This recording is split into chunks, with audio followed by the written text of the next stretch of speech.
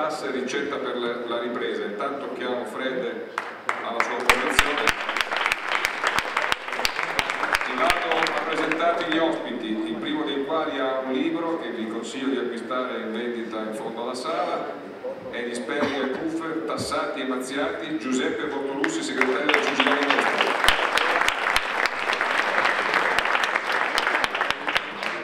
Con tanto di borsa quella lì,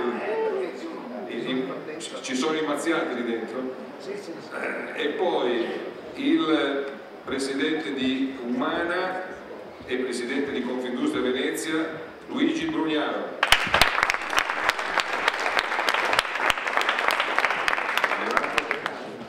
Il nostro conduttore, che è il giornalista di Repubblica, Roberto Petrini.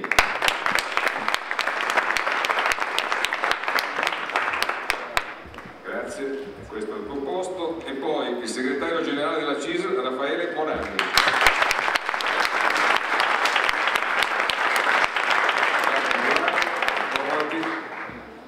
E quindi l'amministratore delegato di Invitalia, Domenico Arcuri. E infine il presidente del Consiglio nazionale dei commercialisti, Claudio Siciliotti. Petrini, a te la parola. Bene, penso che l'ufficio tecnico abbia già predisposto, avete avuto delle smart card. Quelli che lavorano quelli che guadagnano più di 90.000 euro si devono collocare qui alla mia destra, quelli che no, scherzo. Parliamo di tasse, parliamo anche di lavoro e di sviluppo, ma soprattutto di tasse. E si dice che le tasse siano aumentate molto con questa manovra, ma io dico che le tasse sono aumentate anche con il federalismo fiscale. A settembre vi accorgerete, se avete l'intenzione di comprare un'auto nuova da un concessionario, che la tassa provinciale sulle transazioni sarà aumentata del 100, 120%, del 200%. Vi accorgerete che la tassa provinciale sulla RC auto è aumentata di 3 punti percentuali, e questi si dice che sono enti, le province, che dovrebbero sparire. Ma non solo questo, tante altre cose, ma spero che di questo riusciremo a sapere di più parlando con gente che si occupa in modo specifico e prevalente del nostro dibattito di politica economica. Bortolussi, tu che hai un centro studi che tutti i giornali utilizzano perché è in grado di tradurre le norme in cifre e di dire subito, nel giro di poche ore, chi ci guadagna e chi ci perde, chi ci sta perdendo e come stanno andando le cose. Veramente, come avete voi previsto, la pressione fiscale salirà al 44,3% nei prossimi anni. Ma partendo dalla fine, secondo me, con la manovra aggiuntiva di Ferragosto, cosiddetta di Ferragosto, potrebbe arrivare sul 45-45,5%. Non vi stupisca, perché secondo me non è stata capita bene questa manovra. Questa manovra comporta un esborso tra maggiori entrate e tagli di 131 miliardi. Tutti quanti si puntano sul fatto di quando sarà a regime. Il problema è che invece per 4 anni gli italiani tireranno fuori in tutto 131 miliardi. 82 di questi sono nuove entrate e gli altri 49 sono praticamente tagli.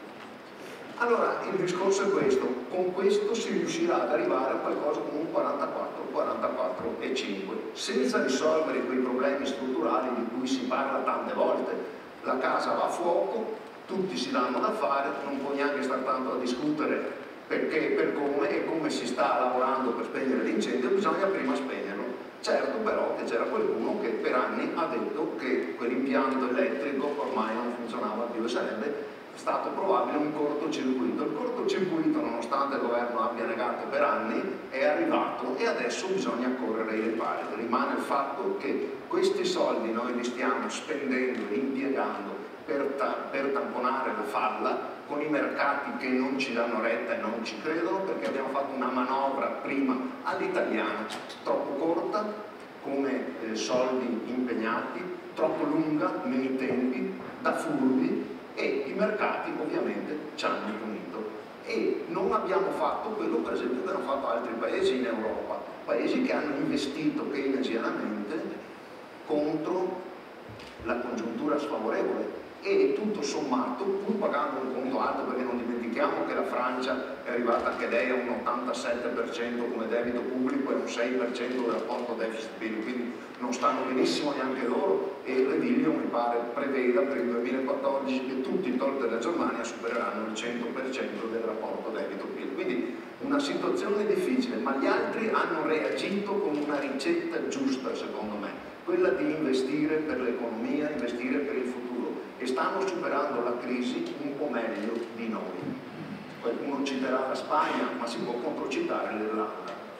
Il rigore dei conti non è servito, non era la ricetta giusta, anzi direi proprio che sia il caso di citare due scuole che si contrappongono: la scuola, diciamo, dei rigoristi, la scuola neoclassica, quelli che i conti devono essere a posto e poi tutto si sistema, e invece i keynesiani che, come abbiamo visto, hanno vinto la partita, almeno perché anche gli Stati Uniti, i liberisti statunitensi hanno fatto una manovra da 850 miliardi di dollari per controbilanciare la crisi, per andare controcorrente, una manovra prociclica. Sentiamo Luigi Brugnano dal fronte, diciamo, del lavoro e dell'impresa. La manovra, dice Bortolussi, è arrivata tardi, è stata confezionata male e probabilmente l'Italia non ha nemmeno fatto quell'azione anticiclica di investimenti che avrebbe dovuto fare per contrastare la crisi del 2007-2009. Lei che ne dice? Io dico che a Venezia si dice che il pesce puzza sempre dalla testa.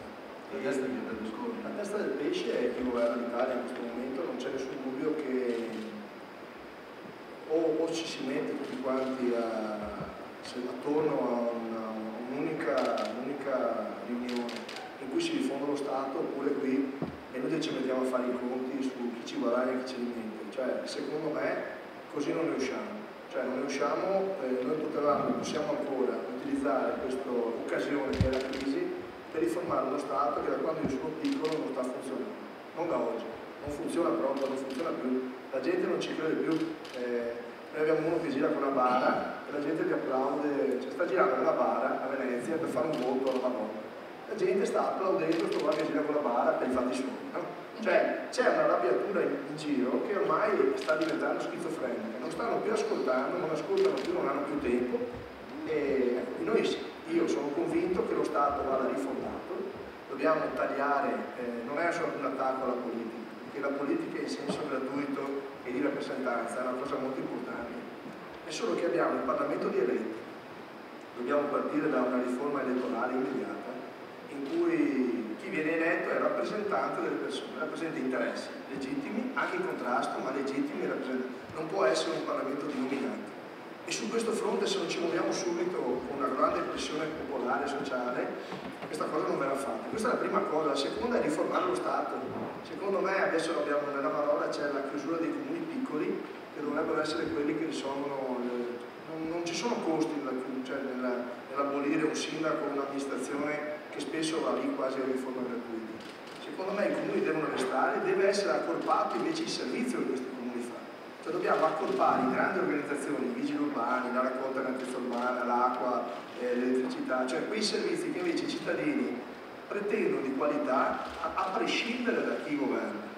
Ecco, un'altra cosa che noi sosteniamo è che le province devono essere abolite, tutte, tranne quelle delle città metropolitane, perché sarà il futuro dell'Italia è sulle grandi città metropolitane. C'è una legge che è lì nel Parlamento, ma d'altra parte il lavoro che fanno queste persone è solo di costruire confusione. Questo in generale vale, non è che c'è i buoni e i cattivi. Credo che sia il momento di smettere di pensare che c'è qualcuno che è contro qualcun altro. Dobbiamo immaginare tutti insieme di trovare un percorso di sviluppo del paese, cioè adesso ci possiamo dopo fermare sulla manovra e su dove ci sono anche cose positive nella manovra, per esempio alcune disposizioni sul lavoro, adesso magari le spiego, però dobbiamo partire da una regia generale, sembra che non ci sia la regia.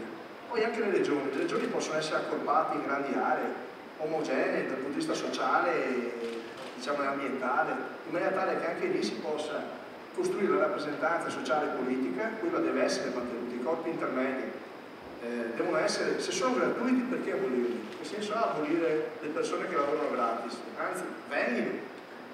Il problema è abolire la burocrazia che si costruisce meccanismi sempre più perversi. Vi cito questo nel recupero crediti di un'azienda. Fanno la causa per avere il decreto aggiuntivo di una cosa che data, però ci vogliono 3 mesi perché il giudice mette un timbro e dica sì, è vero. Fatto questo, per poter eseguire la richiesta del credito, bisogna tornare in tribunale perché la cancelleria metta un timbro che controlli che quella era la vera dichiarazione del giudice. Cioè, la dichiarazione c'è col timbro, no? Se trovi il cancelliere veloce te la fa anche in giornata, se no ci metti un mese e mezzo, a seconda di com'è, poi il tipo di tribunali e così via. Per non parlare poi delle esecuzioni, quando qualcuno avrà... Cioè, è tutto un rallentare, la catena, ci siamo, adesso qua non è più di rallentare, di accelerare, siamo completamente fermi. Per cui le aziende non percepiscono i soldi che avanzano dallo Stato, di conseguenza fanno fatica poi a una catena a pagare il resto. Si interviene sul costo del lavoro sempre quello conosciuto, per cui pagano sempre i soliti noti. Ma i soliti noti, io mi ci metto e penso a tutte le persone che oggettivamente sono tante in questo paese, pagano continuamente, pagano da anni e sempre. Se ci fossero delle manovre anche diciamo magari diverse da queste, che siano particolarmente ingiuste nei confronti del lavoro, ma voglio dire, provando a pensare un po' in alto, se ci fossero le prospettive che poi questi soldi vengono ben utilizzati e usciamo da sta secca, uno diceva faccio un ulteriore sacrificio, ma tutti sappiamo che questi soldi finiscono nella tramogia del buco. Cioè sto buco è sempre più grande, non ce la facciamo più a riempirlo, bisogna che chiudiamo il buco. Dobbiamo chiudere questa cavolo di falla, o quantomeno ridurla. E la falla è il costo dello Stato, è esagerato. E se non capiamo questo non ci sarà un discorso, faccio di più, faccio mezzo punto in meno, cioè, saranno tutte manovre eccessive, ma soprattutto distaccano le persone dalla voglia di partecipare alle riunioni pubbliche, alla voglia di pensare allo Stato. Questo credo sia il tema oggi. Grazie.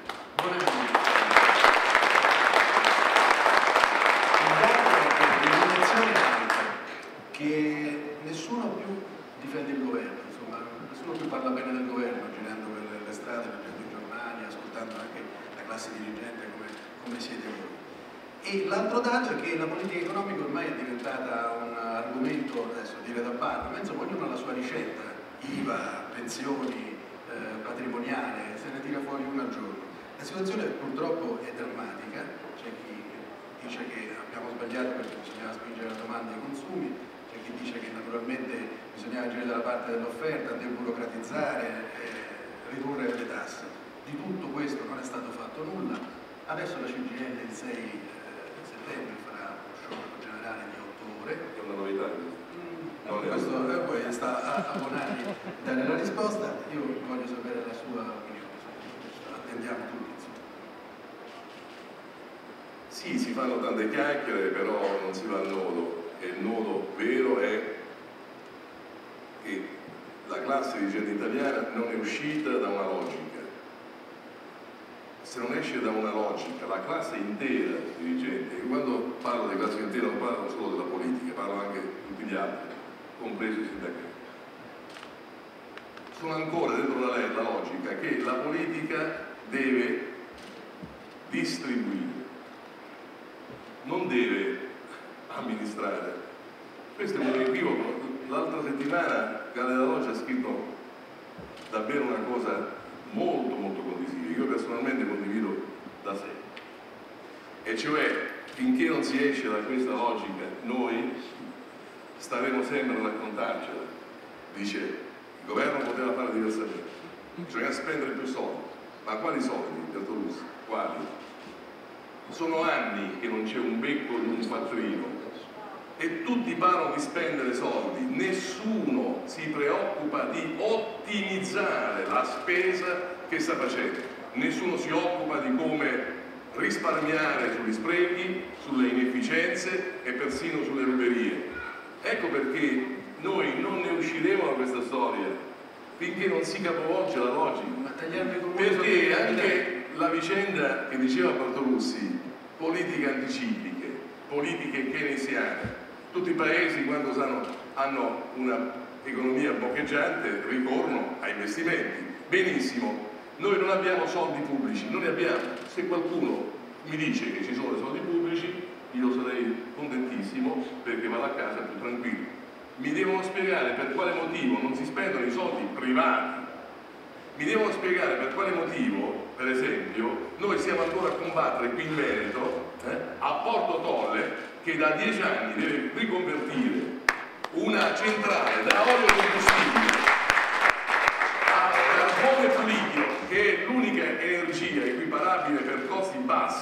quella nucleare, neanche quella. Bastoni tra le ruote da 10 anni, ci sono 5 centrali che devono essere riconvertite in questo modo, più 2 rigassificatori, per un'equivalenza di 12 miliardi di euro. 12 miliardi di euro sarebbero una potente leva keynesiana per dare sostegno all'economia. Avete sentito qualcuno preoccuparsi di questo? Avete sentito qualcuno battersi per questo? Avete sentito molti mettere i bastoni dalle ruote, chi non le metteva coprire chi li metteva. Avete sentito qualcuno protestare verso lo scempio che c'è ancora a Val di Susa? Avete sentito qualcuno che ha protestato rispetto alle pietre buttate sugli lavoratori perché non devono lavorare, così perdiamo i soldi europei per un'opera che sta facendo diventare ridicola l'Italia? I francesi sono 4 anni che hanno fatto il loro buco e noi stiamo andando ad aspettare a fare il nostro per un'opera progettata 12 anni fa, 15 anni fa, scusate, a livello europeo. Potrei continuare all'infinito per dire che qui si conosce solo la logica di spendere i soldi che non ci sono più, ecco perché c'è il tilt. Nessuno pensa a come ottimizzare. Se non si esce da questa logica, si racconta ancora il discorso che bisogna spendere di più, bisogna investire, si racconta che abbiamo sbagliato, certo che abbiamo sbagliato operazioni, si racconta che adesso nessuno aveva previsto quello che sarebbe successo, ma secondo voi un paese che ha avuto una crescita del prodotto per unità di prodotto, ha avuto una crescita di circa il 10%, per fare una bottiglia italiana ci costa nell'ultimo decennio Brugnano il 10% in più, è vero Bertuzzi? E i tedeschi hanno invece diminuito del 20% e i francesi del 17%. Benissimo. Quindi il prodotto interno lordo nostro è bassissimo perché il nostro sistema è inefficienza. Per tutti i fattori di sistema, tutti starati, tutti sballati, ma è chiaro che i mercati non si fidano di noi. Un paese che da 30 anni non assottiglia di 1 miliardo il debito pubblico che ha. Avete visto mai una famiglia che ha un debito per 30 anni così pesante? Cioè, quindi una classe politica tutta dedita alla spesa. Se noi non usciamo da questa logica, non ne usciremo, ci romperemo le ossa. Servono comunque risorse per abbassare le tasse ai lavoratori, dove le prendiamo?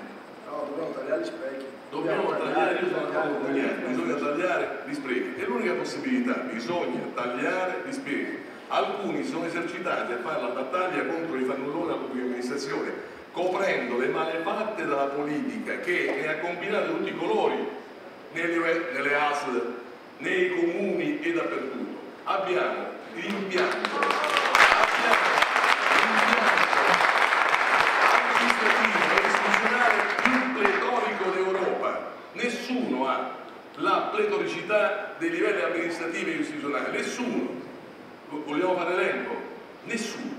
Quelle cose devono dimezzarsi. La CIS da 2 anni più sta ripetendo come un pappagallo la stessa storia e non la finiremo perché lì non solo sono i soldi, lì ci sono i soldi per riprendersi, perché tutti questi qua non solo ci costano molto, ma addirittura essendo poteri si elidono tra di loro, si mettono in concorrenza tra di loro, provocano qualsiasi storia, ma è chiaro questo. Parliamo, tutti quanti fanno il benchmarking con altri paesi, mettiamo a confronto il sistema amministrativo e istituzionale italiano con quello tedesco. Il nostro è pletorico, il loro è essenziale. Quello francese, che è addirittura il dirigista, quello dei francesi è essenziale, il nostro è pletorico. Quindi noi lì dobbiamo fare una riflessione forte, perché ha ragione Brugnano, ha voglia da assottigliare, se tu non copri la voragine che c'è, che si prende tutti i soldi che abbiamo, perché è una voragine.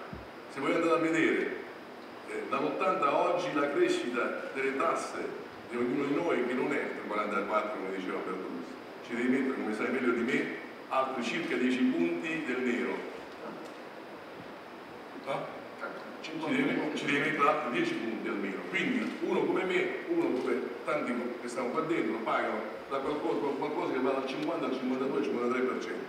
Quindi questi soldi è chiaro che non ce la faranno mai a coprire. Se vai a vedere la progressione dall'80 ad oggi, tanto più si è allargata, c'è stata l'elefantiasi del sistema amministrativo e istituzionale, tanto più abbiamo alzato le tasse. Tanto è vero, partiamo dall'80 un 30%, siamo arrivati al 50%. Quindi la logica va capovolta. Voglio rispondere a quella non novità, dello sciopero generale, così faccio capire cosa penso io e la mia organizzazione. A che serve questo sciopero generale? A parte non è manco generale, perché in generale uno sciopero quando vi partecipano tutti. È un senso proprio generale di una parzialità, che è sempre più parzialità, e uno sciopero generale in pieno casino economico come quello che abbiamo ci farebbe somigliare più ai greci, e non vogliamo somigliare ai greci, che è invece un paese evoluto come quello italiano. Dovremmo dare un colpo ancora di più alle buste paga e alle aziende. Ma che colpa abbiamo noi con le aziende di questa storia che c'è qui?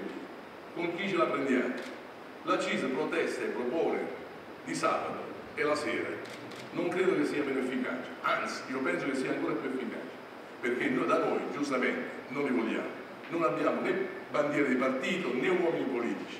Questi scioperi generali è il luogo di affollamento di bandiere di partito e di uomini politici. Se lo facessero lo sciopero generale, noi lavoreremo per modificare alcune cose che sia meno pesante per la povera gente. E loro facessero queste storie, mi meraviglio che partiti riformisti non hanno nulla da dire di fronte a una situazione del genere, che è stucchevole, solamente perché il signor Landini, che fa l'estremista della CGIL, chiede uno sciopero generale ogni 3 mesi, presto detto, presto fatto si fa uno sciopero generale. Ma che discorsi sono questi? Quindi liberissimo, naturalmente.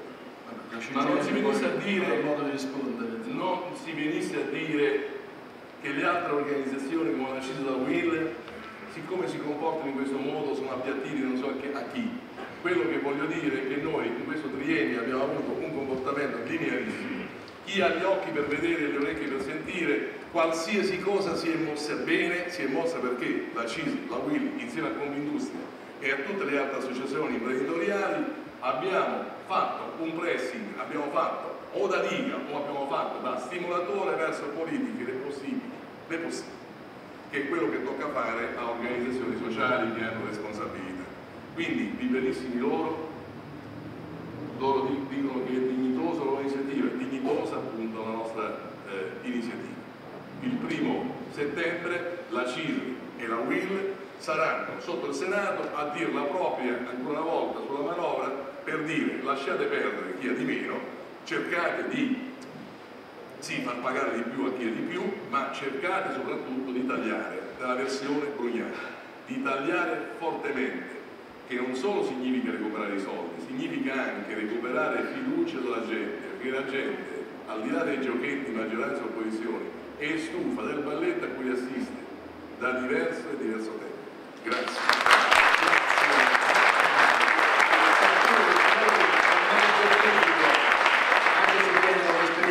Privato, quindi diciamo le carte in regola per dare un giudizio guardando la cosa un po' da dentro e un po' da fuori. Insomma, i tagli investono la pubblica amministrazione, chiunque punta l'indice contro gli sprechi, eppure c'è la necessità di fare sviluppo, c'è la necessità di cercare in qualche modo di uscire da questa situazione o di difendere il paese e di difendere l'occupazione. E da che parte sta, insomma, il dibattito l'ha sentito?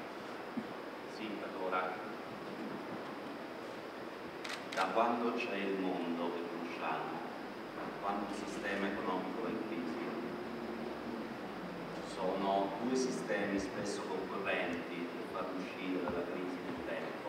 Il primo sistema ha a che fare con l'accelerazione degli investimenti privati. Il secondo sistema ha a che fare con un meccanismo che chi è più bravo di noi, ha studiato più di noi, si chiama o si chiamava deficit spending.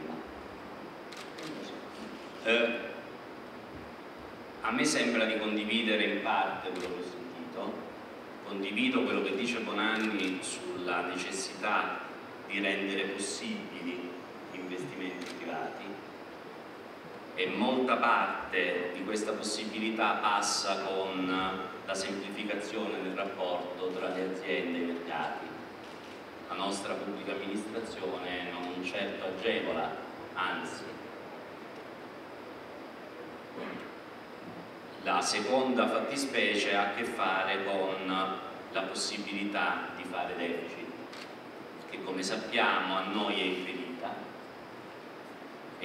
perché ne abbiamo fatto troppo, ed è impedita perché ormai viviamo in un sistema più grande e più complesso di noi. A questo riguardo però è necessario, per evitare di scadere in quelle che tu definivi le chiacchiere da bar, secondo me fare qualche considerazione. La prima è tutto il mondo conosciuto che è in crisi, non solo l'Italia. Il dibattito se l'Italia arriva dopo o troppo tardi o troppo presto a confrontarsi con la crisi dell'economia reale, come è successo in questi ultimi mesi, è un dibattito che non ha nessun significato. Prendiamo atto che il Presidente degli Stati Uniti ha fatto il più grande, profondo e complicato deficit pubblico nella storia degli Stati Uniti. Prendiamo atto che la signora Merkel ha fatto l'anno scorso una manovra la cui dimensione complessiva è doppia rispetto a quella che è stata varata dal nostro governo 15 giorni fa, con la differenza che per 2/3 è finalizzata a contenere i costi e per 1/3, circa 30 miliardi di euro, è finalizzata a promuovere la crescita. Quello che voglio provare a dire, anche se mi rendo conto di essere clamorosamente in minoranza, è che se un approfondimento di questa manovra va fatto, secondo me è un approfondimento sul versante del sostegno alle politiche di crescita. Sostegno alle politiche di crescita che oggettivamente, vuoi per la congiuntura, vuoi per il tempo, vuoi per una serie di altre ragioni che è qui complicato elencare, oggettivamente non sono così presenti come invece lo sono, ma non potevano non esserlo, le misure per contenere i costi.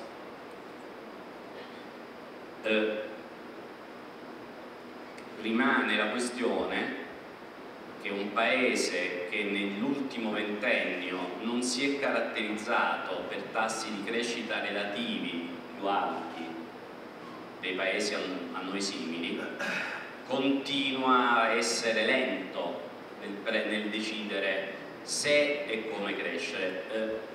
Rispetto alle tasse al lavoro io sono molto in difficoltà, perché vorrei proprio dire una cosa, mi sa che la dico. Io credo che sarebbe utile che si analizzasse lo spread tra reddito pro capite e imposizione fiscale per categorie di cittadini, e si scoprirebbero delle interessanti evidenze, quelle che in statistica si chiamano scostamenti quadratici medi, la distanza che c'è da una media. Il Presidente della Repubblica nel discorso di Rimini di qualche giorno fa tra le tante cose che ha detto, ne ha dette due meritevoli di essere sottolineate. La prima, che è importante che lui abbia detto, ma che insomma è nella memoria di tutti noi abbiamo un debito pubblico troppo alto che stiamo lasciando alle generazioni che verranno dopo di noi, e la seconda, sarebbe bene che si cominciasse seriamente a combattere l'evasione fiscale.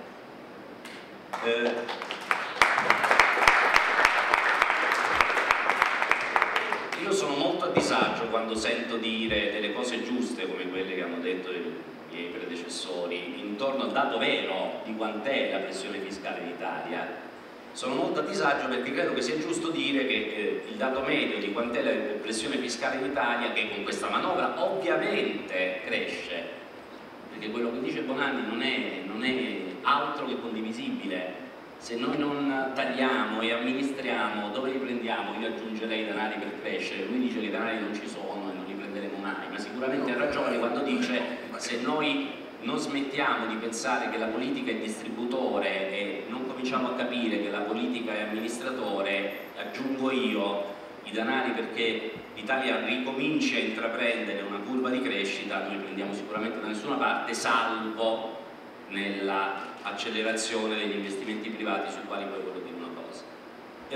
Però fin quando noi non disaggreghiamo la nostra popolazione e non ci chiediamo se è proprio giusto e proprio vero che lo spread tra imposizione e reddito sia così diverso per categorie di cittadini da quanto accade negli altri paesi simili a noi, non facciamo un onore né a noi stessi né a chi ci ascolta. Seconda e ultima considerazione mi faccio sugli investimenti privati. L'Italia è un paese molto strano, perché l'Italia ha il secondo debito pubblico del mondo, forse il terzo debito pubblico del mondo, e ha il secondo risparmio privato per abitante del mondo. Quindi noi siamo un paese in cui, in quanto cittadini, abbiamo più debiti di chiunque altro e in quanto individui abbiamo risparmiato più denari di chiunque altro. Se si agevolasse la conversione di questi risparmi privati in investimenti e in crescita, cosa che certo deve fare la politica, noi forse faremo un dibattito un po' più compiuto, meno, come dire, come è giusto che sia nella disastrosa congiuntura in cui viviamo, in cui usiamo tutti prendercela con chi è chiamato a decidere per sé e per gli altri.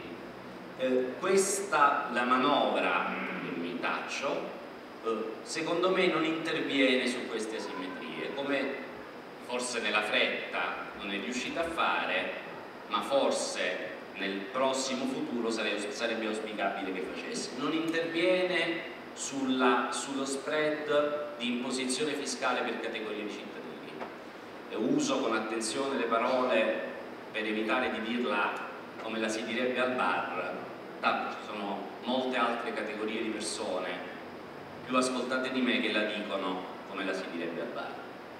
E non interviene sui tentativi di conversione del risparmio privato in investimento,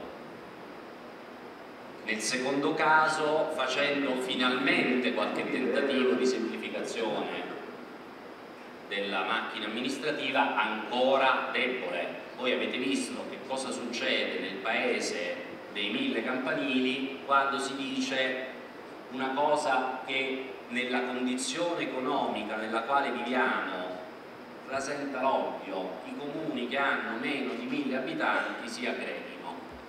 Succede la fine del mondo. È come quando la squadra di calcio del quartiere della città che gioca in quarta categoria viene penalizzata ai 3 punti perché si scopre che i calciatori non hanno pagato l'iscrizione al campionato. Succede la rivolta. Insomma, qualche segno di profondità e di maturità in più da parte di tutti noi forse questa volta sarebbe necessario. Grazie. Quando si pensa alle tasse si pensa sempre al commercialista, quindi è uno di quelli che ha più titolo a parlare di questo argomento.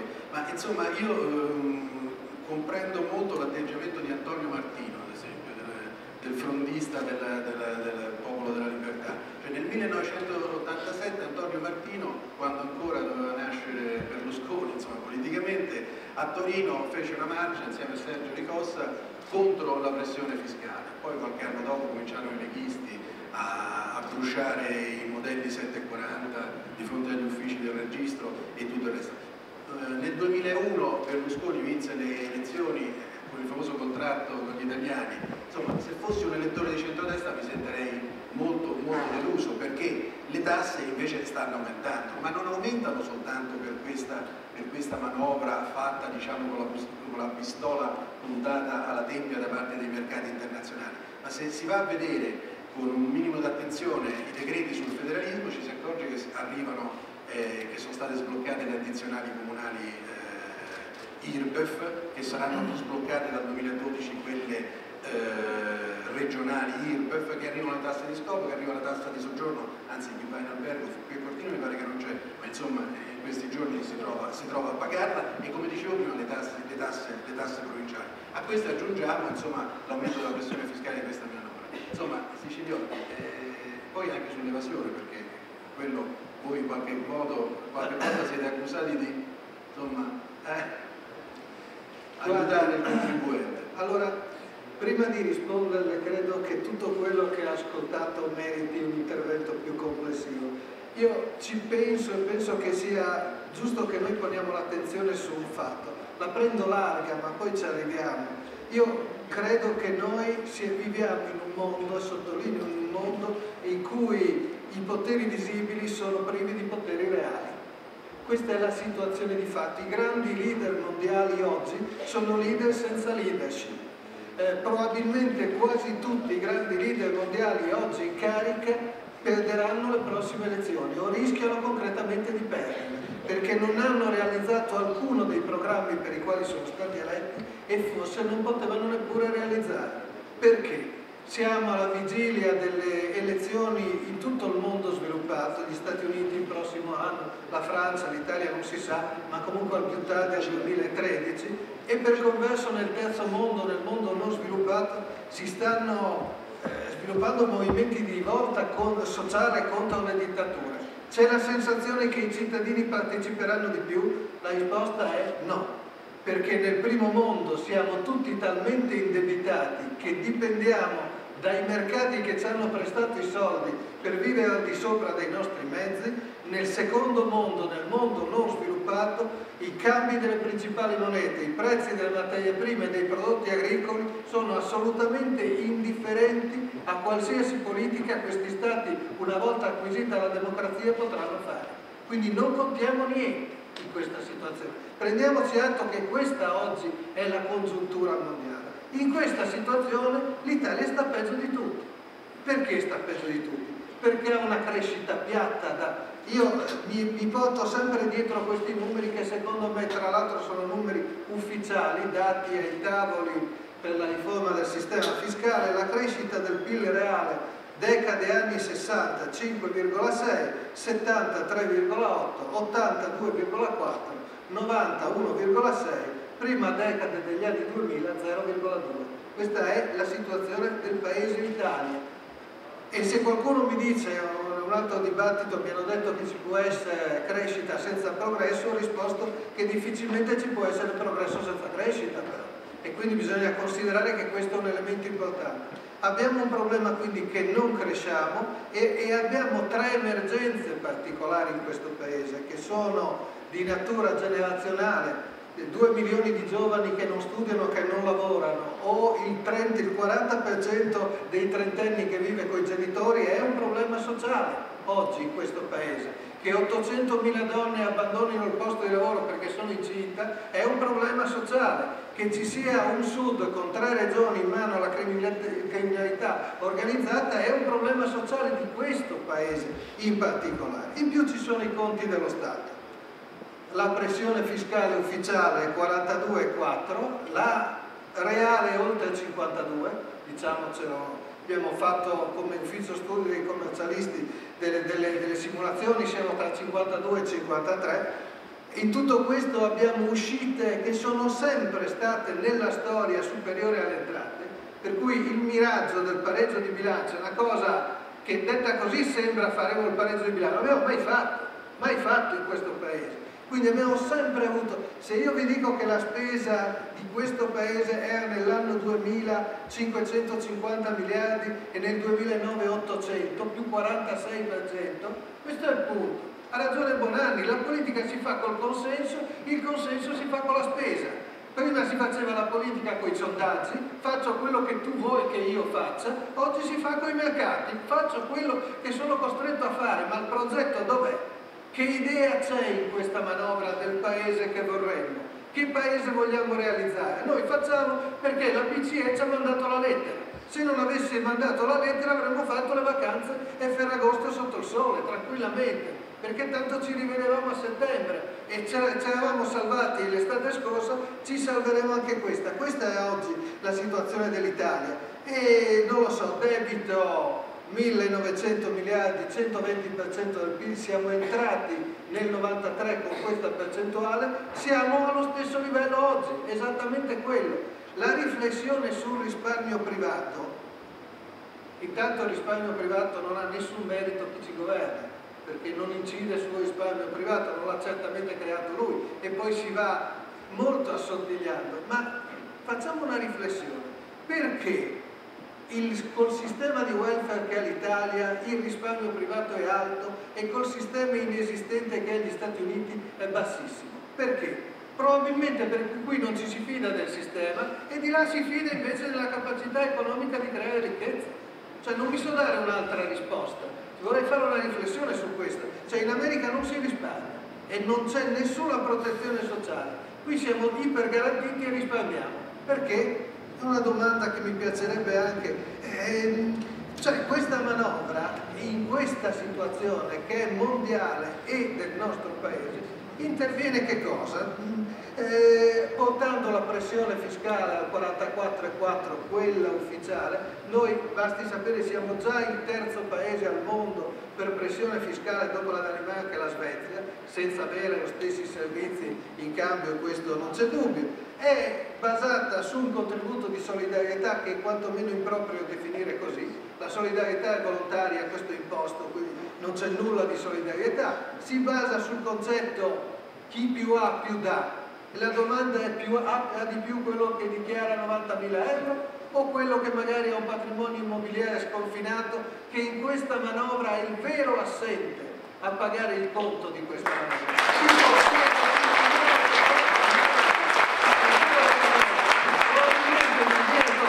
Perché è utile a finanziare quel debito con il quale la giostra va avanti. Questo è il ragionamento. Ancora una volta, quale senso dello Stato c'è in questa manovra? Allora io credo che la ricetta per la crescita, in brevi parole, sia una sola. Noi dobbiamo fortemente alleggerire la tassazione sul lavoro dipendenti e autonomi. Direi quantomeno un punto di PIL. Come si fa? Si fa con i tagli, ridefinendo la politica, simbolico. Non sono numeri importanti, ma non si può chiedere senza dare prima. E ridefinendo l'idea di Stato. Probabilmente lo Stato si deve occupare di alcune cose, non di tutto, di sicurezza, di difesa, di istruzione, di sanità, ma non molto di più di questo. E perché l'idea del sistema federale, che sta clamorosamente fallendo in questi giorni, perché? Perché si basa su un presupposto sbagliato. Il federalismo è l'inversione dei flussi. Bisogna pagare le tasse alla nostra regione, se vogliamo un federalismo vero, e una quota di queste viene girata per quei servizi essenziali allo Stato centrale. Se qui tutto è un federalismo a parole, perché viene gestito dallo Stato centrale, il quale taglia gli enti locali, come fa in questa manovra, e che non ce la fanno e devono aumentare le tasse. Quindi ci sono incognite su questo. Quindi evidentemente va ridefinita. E poi, siccome dobbiamo fare dei sacrifici per permetterci lo sgravio sul lavoro, facciamoli tutti. Allora diciamolo con chiarezza: bisogna alzare l'età pensionata, non ci sono santi, bisogna lavorare di più in questo paese. Se oggi c'è un problema, mi sono annotato il 30% dei 55-65 anni in questo paese lavora. È scandaloso questo, mi sembra scandaloso. Bisogna lavorare di più, quindi va alzata l'età pensionata. Secondo, bisogna fare, lo dico chiaro, una lotta senza se e senza ma all'evasione fiscale, che è un danno di questo paese, che deprime chi le tasse le paga e favorisce il nanismo imprenditoriale di questo paese, perché si preferisce rimanere piccoli per evadere, perché si sa che diventando grandi non lo si potrà fare più. Quindi l'evasione è un problema, ma io mi domando e dico sempre, siccome non ho mai visto in vita mia un evasore che rinunci a esibire i segni esteriori della propria agiatezza, case, macchine, barche, eccetera, come non sia possibile tracciare questa ricchezza ed arrivare a farla pagare veramente, perché qui deve essere così. Poi ci vuole una riforma del mercato del lavoro, per rendere più flessibile il lavoro fisso e meno precario il lavoro a termine, che non è pensabile che il lavoro precario costi di meno del lavoro fisso. Cioè, io se compro il biglietto all'Italia fisso lo pago di meno, se lo voglio avere flessibile lo pago di più perché ho un servizio in più. In Italia è al contrario. E chi li renderà mai fissi questi poveri diavoli precari in una situazione in cui conviene? Questo è un paese che si è retto, noi l'abbiamo definito equilibrio degli squilibri.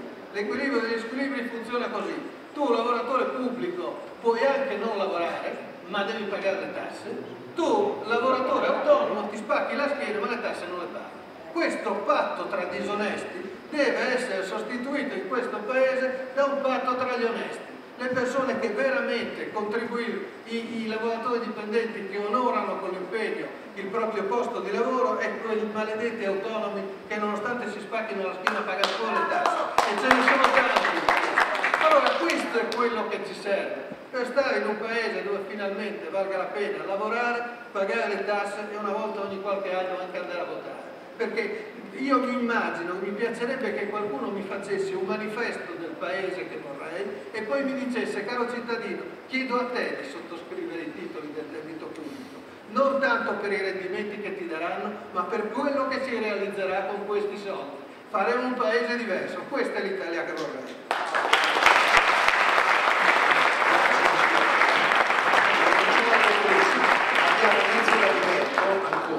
Io nella seconda tornata, tranne che per Bortolucci che ha fatto la figura del keynesiano e quindi dovrà rispondere a tutte le accuse che le sono state. Sono ancora convinto che sia così. A me personalmente fa piacere, però è poi così. è minoranza. Poi Nel secondo giro io vorrei sapere, Siciliotti sia già addentrato nell'argomento, ma io vorrei da ciascuno di voi un giudizio sulle eventuali misure che potrebbero essere prese per sostituire quelle attuali della manovra. E il dibattito negli ultimi giorni sui giornali è stato rovente, io lo definisco da Parma in senso nobile, nel senso che ormai ciascuno di noi, anche osservatori o comunque la gente comune, ha un'opinione se l'IVA fa aumentare o meno l'inflazione, se si potrebbe sostituire, per dire, alla super IRPEF una patrimoniale, se potrebbe tornare l'ICI, 2 miliardi tolti nel 2008 e così.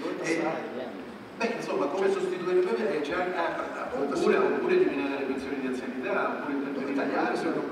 Da ciascuno di voi, insomma, vorrei proprio un voto rapido su queste possibili alternative.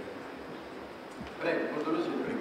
Allora, io insisto che la ricetta che noi stiamo utilizzando adesso è di emergenza e che si aumenti dell'1% l'IVA può dispiacere a qualcuno, ma i prezzi sono stati abbassati recentemente proprio per la situazione congiunturale, sicché anche aumentando l'IVA probabilmente non aumenteranno. Ma vedete, i problemi che ha questo Paese non vengono affrontati con questa manovra. Prima della crisi l'Italia cresceva meno degli altri paesi, ma anche la Germania cresceva meno, solo che la Germania ha fatto una crisi contro questa congiuntura per aiutare le imprese, ha speso gli stessi soldi proporzionalmente che stiamo spendendo noi per creare futuro, noi per tamponare la falla. Questa è la differenza. In un paese dove qualsiasi manovra venga fatta per salvarci, e va bene qualsiasi manovra, poi ci saranno anche qui quelli che sono convinti che sia il caso di rivedere le pensioni, chi l'IVA, chi queste cose. Però il problema vero di questo paese, al di là di tutta la demagogia, ne ho sentita anche questa sera, almeno per me lo è, perché si fa presto a dire il precariato è una brutta cosa e poi abbiamo dei precari per eccellenza che sono i signori che lavorano negli studi e che a 30 anni poi vengono a chiedere lavoro, vi spiego, a 1 milione al mese, a 1.000 euro al mese perché hanno fatto i praticanti per 15 anni gratis. Allora bisogna che tutti quanti rivedano un po' la situazione. Allora io dico che questo è un paese che deve affrontare i veri problemi, e i veri problemi sono: l'energia costa il 40% in più che nella media europea, i trasporti dal 10 al 15%. Abbiamo una situazione del pubblico impiego per cui da noi il pubblico impiego costa l'11,2 del PIL, in Germania il 7,4. Da noi in crescita, in Germania in calo. Da noi ci vogliono dai 7 agli 11 anni per una sentenza. La situazione infrastrutturale è senz'altro deficitaria. Abbiamo 70 miliardi che le aziende aspettano dagli enti pubblici, sanità compresa. C'è una difficoltà di accesso al credito, siccome i posti di lavoro, e potrei andare avanti con l'elenco, e questa è una caratteristica tutta italiana, per esempio i tempi di pagamento sono i più lunghi d'Europa, forse del mondo. Bene, i posti di lavoro che creano le imprese.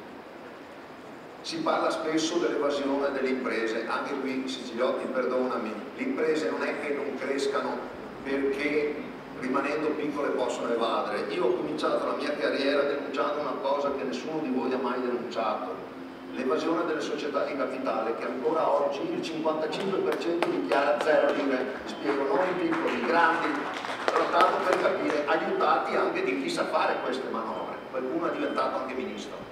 Allora, il discorso è questo, in Italia bisogna risolvere questi problemi, questi sono i problemi reali. Il fatto che adesso ci troviamo a tamponare una situazione di difficoltà non scusa il fatto che finora non si è fatto niente per risolvere questi che sono i problemi reali del Paese. L'IVA mi pare che lei è abbastanza favorevole. Patrimoniale, scudo fiscale, ritorno sullo scudo fiscale, ritorno dell'ICI, rapidamente. Sì, allora, io sono contrario a ritassare i capitali che sono fatti rientrare sulla parola. Sarebbe stato giusto ipertassarli prima. In Germania sono rientrati con il 20%, in Italia con il 5%. Questo è l'errore fondamentale. Ma ora non si può mancare di parola. Uno Stato che manca di parola è come consolidasse i voti CCT ai cittadini. Perderebbe assolutamente la credibilità sul mercato e quindi questa manovra non servirebbe a nulla, secondo me, perché la credibilità che è in gioco, e qui la questione non è solo economica, anche politica. Faccio riferimento solo a un fatto: quando si parla del debito pubblico italiano, ricordiamoci che c'è un paese che ha il 226% del debito pubblico, forse molti non lo sanno, è il Giappone, però ha una credibilità diversa sia politica che economica. Quello che dovremmo avere noi, potremmo impegnarci in manovre per la crescita e potevamo, quando eravamo al 115, eravamo anche più giù come debito pubblico, investire in deficit. Deficit spending significa proprio questo: quando c'è una situazione di crisi investo per la crescita e poi recupero quei soldi, anche se non ce li ho. Questo è il discorso che si doveva fare. Guardate che gli altri paesi europei e anche gli Stati Uniti l'hanno fatto in maniera tale che adesso anche loro hanno un deficit più alto del nostro, molto più alto. Finisco, ce l'hanno più alto, il loro debito sta crescendo, però con una differenza: noi ci troviamo solo a spegnere l'incendio, loro invece in qualche maniera stanno crescendo. A questo proposito voglio dire una cosa: tra tutte le cose da tagliare ce n'è una che è passata, e con la manovra fatta, e non mi è piaciuto niente, sono stati parificati i dipendenti pubblici e privati. Quando verrà tolto probabilmente il contributo di solidarietà, sparirà anche quel 10% che era stato tolto ai dipendenti pubblici. Deve sapere qualcuno che in Italia negli ultimi 10 anni il costo dei dipendenti pubblici, pur essendo calato di 111.000 unità, è aumentato di 38 miliardi. Il costo della politica, compreso quello della democrazia che io non taglierei, è 23 miliardi. Sapere solo questo. Grazie. Solo di tasse parliamo, però il menù in questi giorni... ma mi lamento, non è che tanto stiamo facendo un dibattito, per fortuna non sono io che devo dire cosa aggiungo da fare, per cui io lascio parlare con la sua opinione ci interessa. No, certo, ma sta assumendo, sta investendo in questo periodo o no? No, io sempre investiamo e posso, però do un altro messaggio, e chi lavora lo sa, il lavoro quello serio, quello che si sa confrontare con il mondo e sa che quello che ha detto Bonanni sulla centrale di Portotolle, voglio riprendere una questione serissima. Ha deciso tutto, e a proposito Bonanni, ti tranquillizzo, la regione del Veneto ha deciso nella prima seduta che ha affrontato il problema, ha approvato la centrale di Portotolle. Io contrario, ma l'ha approvato. Io ho seguito, ma il problema è che non siamo a farlo. Io contrario, non è stato intellettuale, te lo dico, ma l'ha approvata subito. Ci hanno tentato di bloccare pure il Veneto. Erano in 3 contrari, uno di questi ero io. Sì, però no, non è lui, il problema è proprio il paese, cioè ci fossero persone che alzano la mano di cui io sono favorevole o sono contrario, cioè il problema non è che dobbiamo essere tutti quanti col pensiero unico, per fortuna speriamo che non succeda questo, onore a chi invece dice io voto a favore, io voto contrario. Il problema sono tutti quelli che mettono i bastoni tra le ruote, in silenzio. Cioè il problema non è il politico, quello che si espone e ha un'idea sua, ci mancherebbe altro. Vince la minoranza anzi deve essere in qualche modo tutelata dalla maggioranza, ma la maggioranza deve fare le cose. Questo è un paese dove la burocrazia, l'ha detto prima qualcuno, chi dice che può fare delle cose non è vero, non ha più il potere di poterlo fare. Anche la politica spesso è impotente, siccome millanta di avere grande potere, girano con le macchine, con le scorte eccetera, e tutti quanti andiamo dal politico pensando di risolvere i problemi. Non è più così, la verità li può confusionare, complicare, senz'altro lo fanno, 100.000 manovre, cose complicate anche adesso, stiamo qua parlando, aggiungi l'IVA piuttosto, beh, la Confindustria, le sue posizioni ufficiali, ovviamente io sono allineato su questo, se serve tira fuori i soldi, noi abbiamo detto, non è che cercate sempre dei soliti, piuttosto aumentiamo un po' l'IVA, cioè, ma il problema è che così com'è diventa soltanto un'ennesima secchiata su una bacinella che a Natale ne avrà bisogno di un'altra, capite? Oggi dobbiamo dire, io vorrei sapere, noi alle prossime elezioni ci andiamo ancora con questa legge elettorale? Perché se andiamo ancora con questa legge elettorale, cioè, è probabile che dovremo tirare la cava, la facciamo prima. Guardate che il tema della democrazia è un tema fondamentale, la libertà. Cioè, se vogliamo pensare di restare nei paesi occidentali, è stata combattuta guerre, ci abbiamo creduto in tanti, la libertà è un valore fondamentale, prima di ogni altra cosa, prima anche della ricchezza della libertà. Ma la libertà si esprime se io sono rappresentato realmente in Parlamento, se me la posso prendere con qualcuno, sono arrabbiato, con chi me la prendo? Con chi è stato nominato? Io non so le persone che parlano, che hanno i grandi interessi in questo momento del paese, soprattutto anche quelli pubblici, da chi vengono in qualche modo. Qui non si cerca il talento, si cerca il fedele. Guardate che fedele è il cane. Cioè, stiamo portando il cervello all'ammasso. Bonanni dice una cosa che io condivido pienamente. In questo momento dobbiamo tutti fare sacrifici, l'abbiamo capito. Cioè, e siamo d'accordo nel farli, il problema è cercare, certamente, magari non io ma altre persone più che hanno i numeri dello Stato, cercare di riposizionare in maniera più equilibrata, nel modo più giusto. Però quello che dico io anche da cittadino, perché io sento gli imprenditori che piangono e devono chiudere le aziende, il lavoro, l'ha detto qualcuno prima, lo costruiscono le imprese. Vi dico, dentro a questa manovra c'è un piccolo comma, che pensavo Siciliotti citasse, ma lo cito io a questo punto a favore loro, che dice che nelle commissioni tributarie, che è una specie di giustizia sommaria, perché tu non hai neanche l'appello, ok? C'erano una piccola difesa che è quella delle imprese, di chi fa del contribuente, sono proprio i commercialisti. Cioè i commercialisti fanno parte a pieno titolo da sempre delle commissioni tributarie. C'è un processo, guardate, lo Stato, io devo svelare questa cosa, ma la devo dire, non ce l'ho qua, non posso non dirla. Cioè, lo Stato cosa fa? Ha fatto uscire la Guardia di Finanza, perché quando non sanno cosa fare, fanno le famose, la ricerca delle evasioni. No, ma l'evasione lo devi cercare dappertutto. In Sud Italia le caserme neanche ci sono, se ci sono si sarà dentro. Cioè, qua, o se facciamo la ricerca la facciamo più da parte. Fuori per risultati dell'alcol test, cioè ormai qua abbiamo fra un po' uno stato di polizia, sono andato sul campanile, ho preso 12 anni di galera, c'è gente che spaccia, che ammazza la madre e esce dopo 3 anni, cioè siamo fuori di testa. Cioè, commissione tributaria, finisco rapidamente, viene la Guardia di Finanza o il posto diretto, quello che è, attenzione, il clima che si crea nell'impresa è di uno che sta lavorando, sta parlando col cinese, trattando le partite, le cose complicatissime, questi qua ti bloccano l'azienda per un mese. Poi alla fine ti fanno un verbalone gigantesco, situazioni tante le posso portare, non posso fare i nomi, ma è successo. Qui si parla di ricatti belli e buoni dello Stato contro il cittadino. Che cosa può fare l'impresa? Legge alla mano oggi perché bisogna cercare l'evasore, fare un ricorso, deve dire no, ma guarda che non è giusto, 2 più 2 fa 4, anche fosse che non è vero quello che hanno detto, 2 più 2 fa 4. È scritto 7, è 7, risposta, mi faccia ricorso, perché tu questa cosa qua la vai a dire allo stesso che ti ha ispezionato, che farà carriera, attenzione bene, fa carriera perché ha trovato l'evasione da 7 miliardi, nessuno va a controllare che è una palla. Dopodiché questo disgraziato i cittadini, guardate che loro lo sanno e possono confermarlo, i costi su questa roba qua sono enormi, per cui invece che pensare a prendere la valigia e andare in Cina, in Giappone, in America a vendere i prodotti, il vetro, la scarpa, a fare tutte le pippe che dovremmo fare, che abbiamo sempre fatto, per dire che siamo bravissimi nel mondo, perché non abbiamo il petrolio che ha la Germania o la materia prima, non abbiamo niente, abbiamo solo le nostre fantasie. Uno dice, ah, fa il venditore, ma noi siamo questo. Cioè, se noi non vendiamo i nostri prodotti, il nostro paese non si sostiene, il turismo è una grandissima risorsa, ma non basta se chiudiamo la manifattura.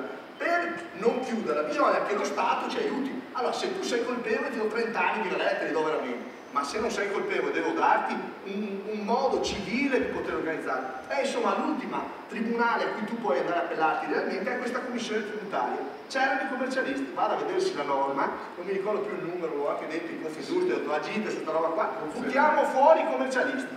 Sapete chi sono adesso i giudici delle imprese? Gli stessi che ti hanno fatto i verbali. Fuori di testa!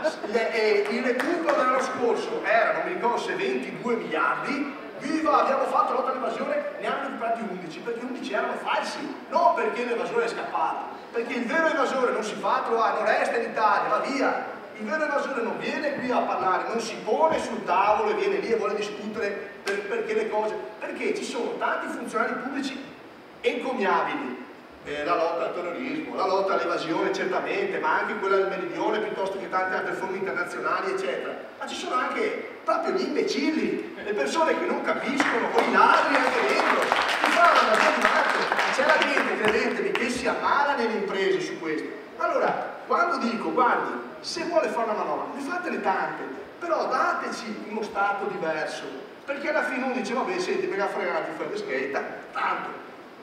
A me è successo questo, alla mia generazione è successo questo. Noi continuiamo a vedere, stiamo pagando cose del passato.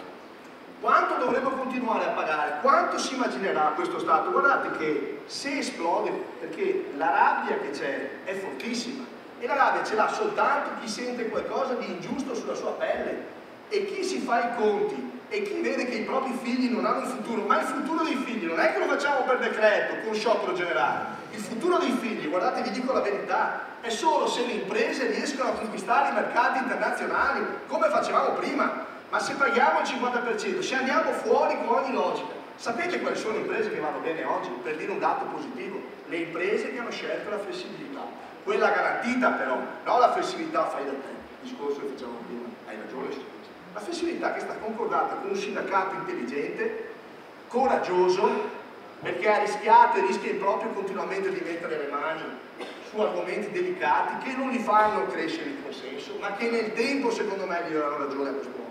Nel tempo, in tempi lunghi, non a caso le minacce di tante, minacce anche fisiche, scontri fisici contro persone per bene che hanno soltanto voglia di migliorare l'Italia. Invece si alza la voce, quando non si sa più che risposte dare, allora facciamo un bel po' di casino, così nel casino non si trova più. Invece noi accendiamo la luce e piano piano andiamo a vedere le singole norme, togliamo quello dei commercialisti sulle tributarie, scriviamo questi articoli qua, perché se proprio dobbiamo fare le cose, cominciamo a fare un sistema che funzioni, che garantisca la persona onesta. Bene.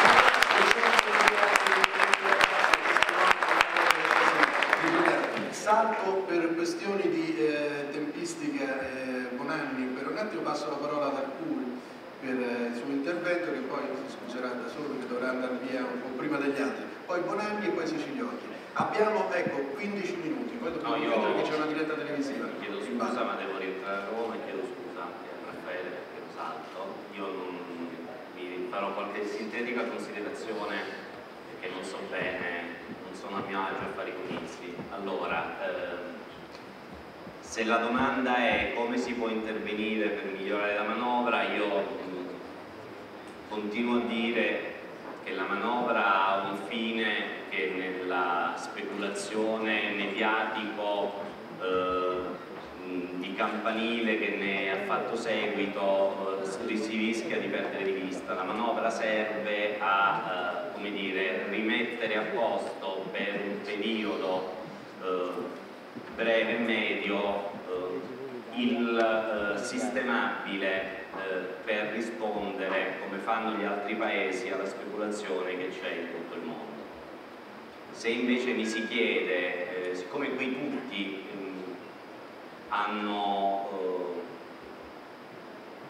tutti i giorni affermano che vorrebbero un'altra Italia, io sono alla ricerca di qualcuno che mi spiega quale, perché per adesso prendiamo atto che questa che c'è non va.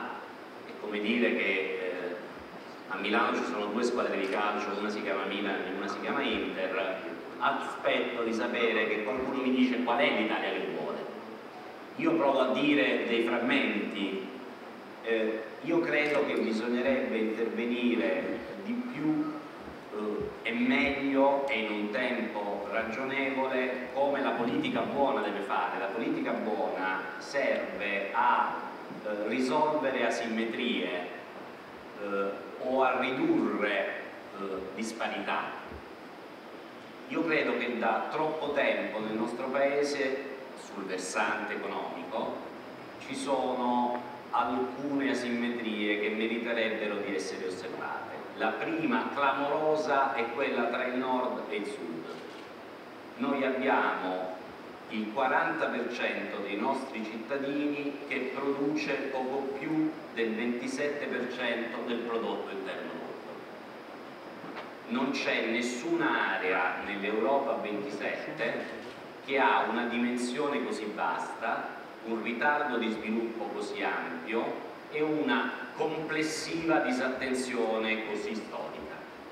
Il secondo, io credo che andrebbe, come dire, fatto ricorso ad un tentativo di ridurre le asimmetrie sull'imposizione delle rendite rispetto all'imposizione dei salari o degli stipendi, se volete assimilarli ai salari, non è sempre più è vero. Il dibattito se le rendite siano immobiliari o siano finanziarie è un dibattito che non mi entusiasma. Certamente, almeno di questo diamoci atto, questa manovra aumenta l'imposizione sulle rendite finanziarie quasi raddoppiandola. Si può fare molto di più per ridurre questo. Bisognerebbe ridurre le asimmetrie tra i lavoratori dipendenti e i lavoratori autonomi. Bisognerebbe ridurre le asimmetrie, su questo devo dire una cosa a Siciliotti, che dice perché negli Stati Uniti non c'è welfare e non c'è risparmio privato, in Italia c'è welfare e c'è risparmio privato, perché gli italiani non si fidano e quindi risparmiano, dice lui. È un'ipotesi, io lo invito a farne un'altra. Perché in Italia c'è debito pubblico e risparmio privato? Non è che tra queste due grandezze c'è qualche associazione che nei decenni si è costruita? Chissà. Una non esclude l'altra. No. Io penso che bisogna intervenire su un'altra simmetria, che è quella del debito pubblico da un lato e del risparmio privato dall'altro. Infine, penso che bisognerebbe prendere atto che il costo della politica,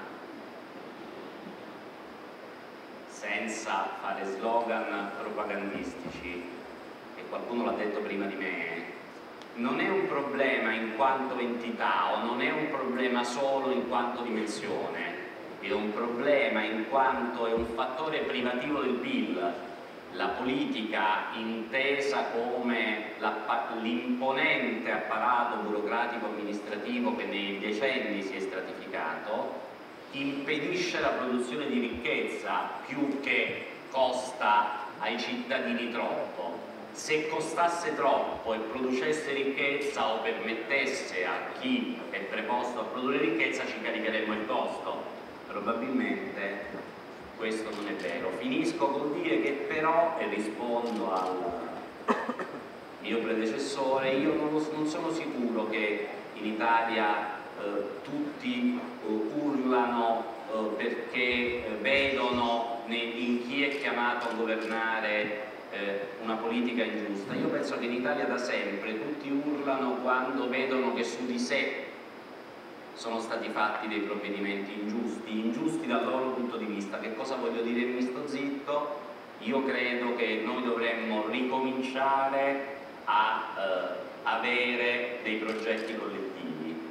Non voglio dire dei sogni, perché mi metterei pure io a fare comizi, ho promesso che non li faccio, ma dei progetti collettivi, e smetterla di considerare al centro del nostro mondo solo noi stessi, come per un po' troppo tempo è successo. Grazie, scusate, e io purtroppo sono qui. Abbiamo 5 minuti di tempo, prima di nostro amico Fred, quindi i 5 minuti vanno divisi equamente tra Bonanni e Siciliotti, ma comunque voi avete grandi capacità di sintesi, per cui a me piacerebbe però sapere una sua opinione su IVA, in qualche modo si sa la posizione della Cista, però patrimoniale alla Montezemolo, 0,5 sopra i 10 milioni, un ritorno eventuale dell'ICI, un'azione sullo scudo fiscale, ecco, un sì, no, semaforo verde, semaforo rosso su queste cose, così concludiamo, perché abbiamo proprio dei limiti che ci vengono imposti dalla direttiva. Sullo scudo fiscale sono d'accordo con il dottor Russi.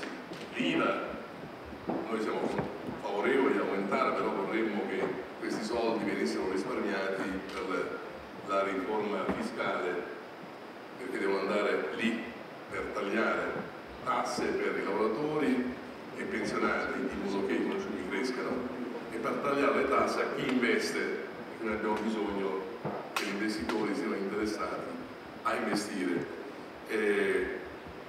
Sulla patrimoniale noi riteniamo ingiusto, davvero ingiusto, caricare coloro che pagano già le tasse. Ci sembra assurdo che venga dichiarato che è ricchissimo uno che prende 4.000-5.000 euro netti al mese. Sono quadri, sono dirigenti d'azienda, ci pare davvero, lo posso dire, una fregnaccia. Pur di non toccare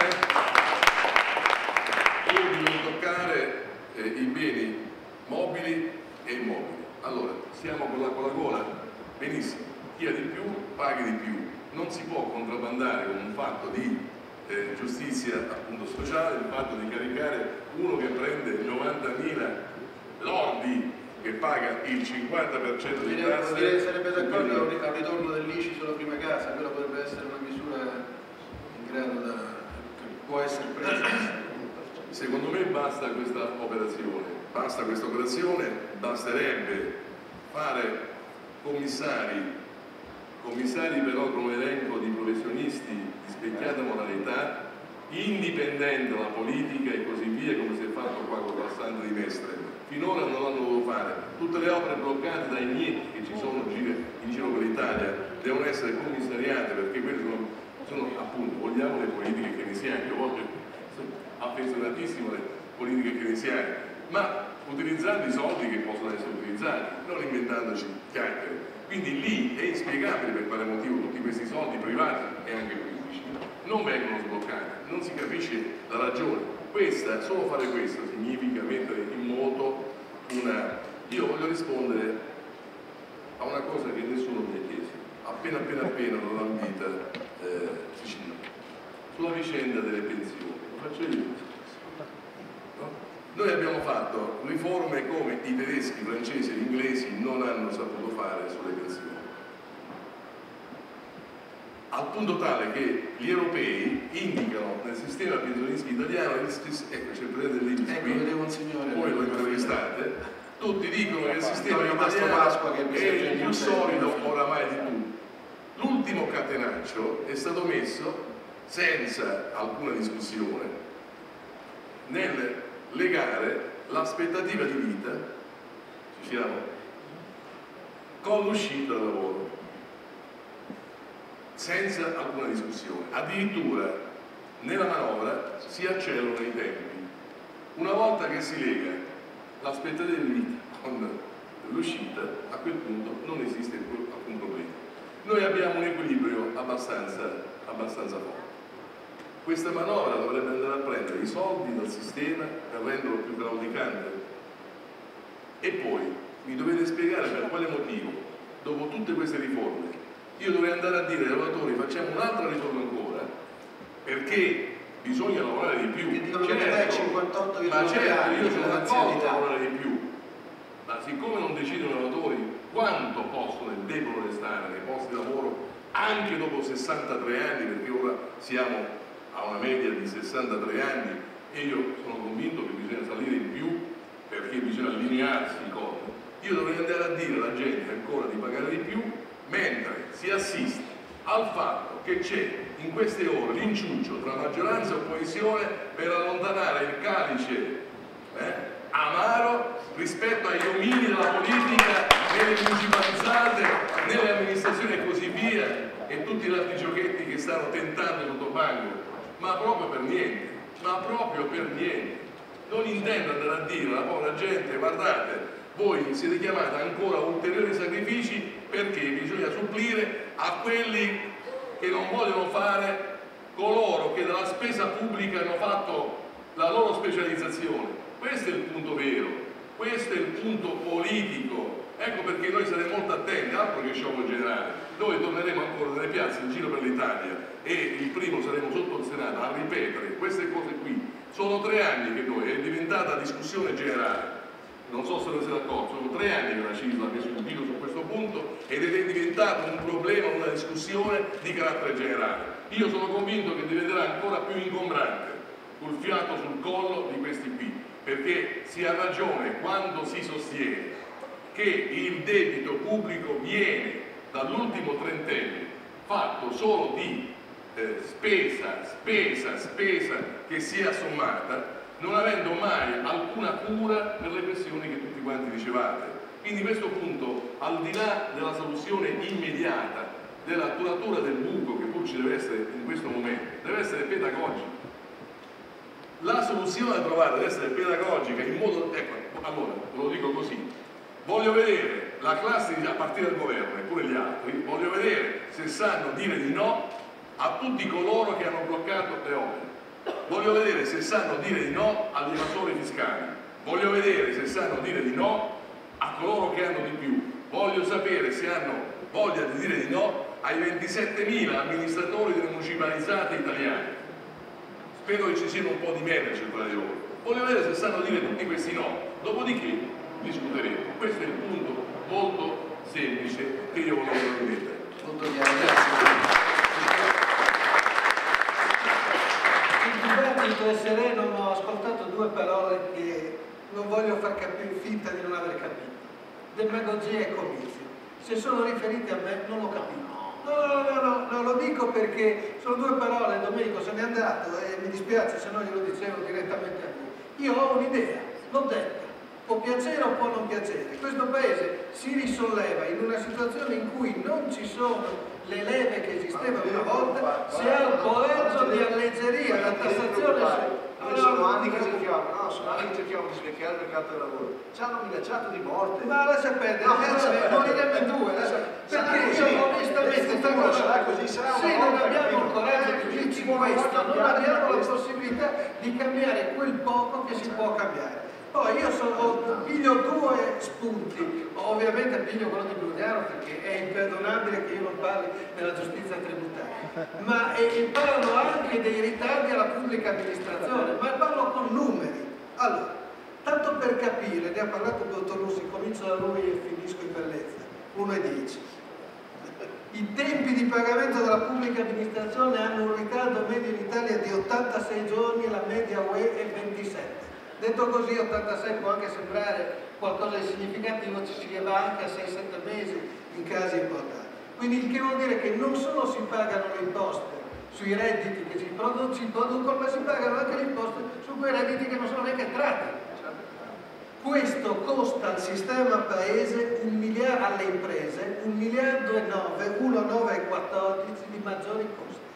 Al sistema paese 1,683 al netto del beneficio che c'è per la pubblica amministrazione, al sistema imprese costa 1,348, 1 miliardo 348 più di quello che costa alle imprese della media UE. Questi sono numeri con i quali parliamo, numeri che potrebbero entrare in manovra. Perché non si fa la compensazione dei debiti tributari con i crediti vantati nei confronti della pubblica amministrazione? Decreto annunciato e mai fatto? Questo è un punto, questo dà fiducia al sistema. E allora, la giustizia tributaria, e arrivo nel bilancio dello Stato, mi corregga se sbaglio l'autorità che ho qua di fronte, 2.865 milioni destinati all'accertamento, 325 alla riscossione, 70,70 alla giustizia tributaria.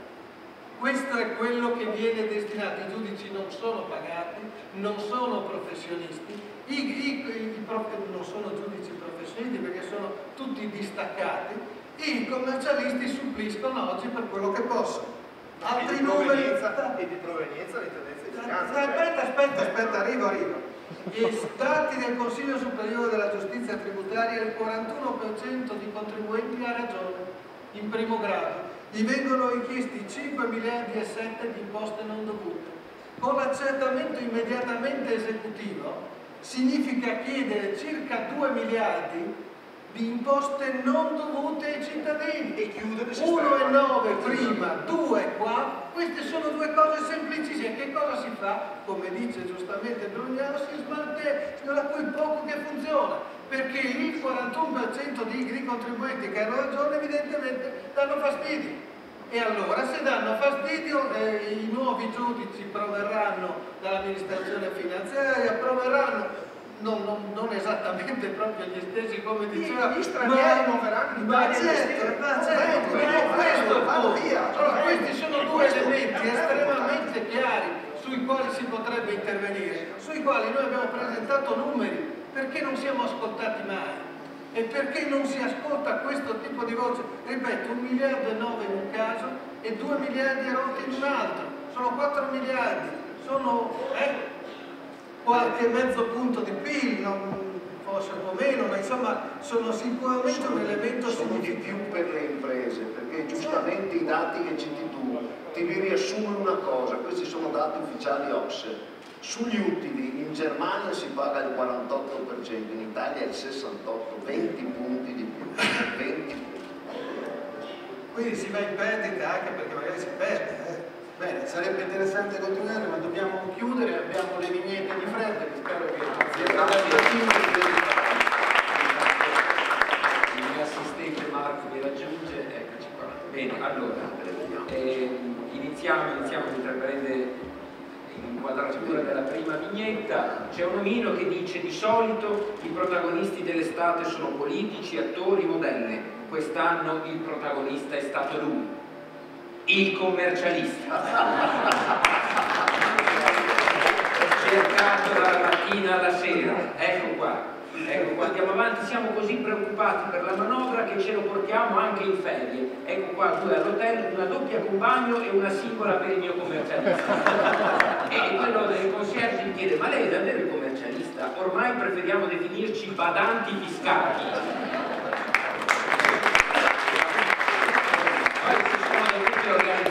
Si sono dovuti organizzare, hanno seguito corsi di formazione per primo soccorso, perché per esempio se il turista rischia di strozzarsi a tavola dopo una notizia sulle nuove tasse, interviene il suo commercialista e gli chiedono: manovra di high click? No, manovra economica, perché cerca di salvarlo. E alla notizia del contributo di solidarietà, il commendatore è svenuto: gli praticherò la respirazione bocca a bocca. Commendatore, stia tranquillo, farò in modo che non la paghi. Baciami. Grazie.